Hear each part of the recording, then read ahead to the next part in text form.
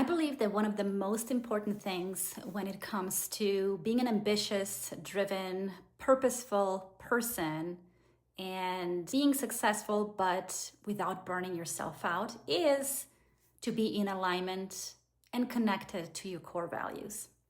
And here is an example that I'm going to share that speaks to that exactly. So today I went and I decided I'm going to volunteer at my daughter's middle school. It's not something that I typically do. It's not something that I find that exciting. But what I truly value is connection. What I truly value is building amazing life experiences.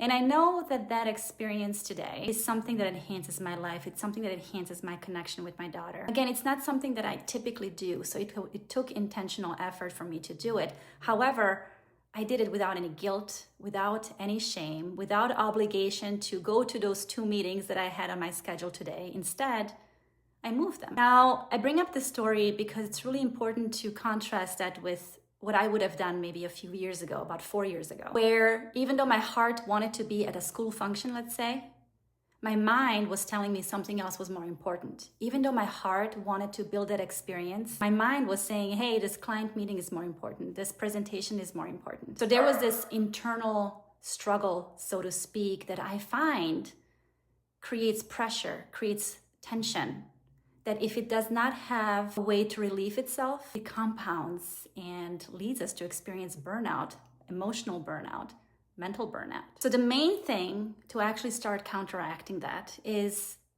I find, is that to give yourself permission to follow your heart. Even though other things at work seem more important, if we don't give ourselves permission to once in a while do what our heart really desires us to do, we're going to end up burning out. So where in your life do you crave that permission to go and just follow your heart for a day, for an hour, for a week, and just go ahead and do it? All right, so this was day 5 of the 30-day Realign and Thrive challenge. I hope I'll see you guys tomorrow.